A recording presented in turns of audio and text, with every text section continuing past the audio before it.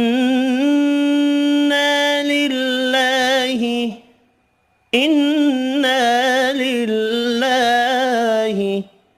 وإنا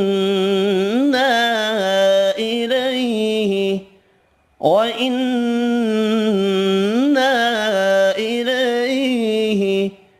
راجعون.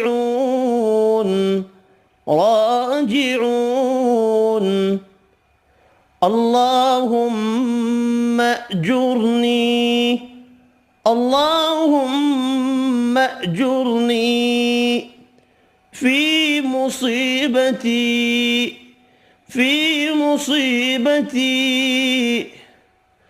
واخلف لي خيرا منها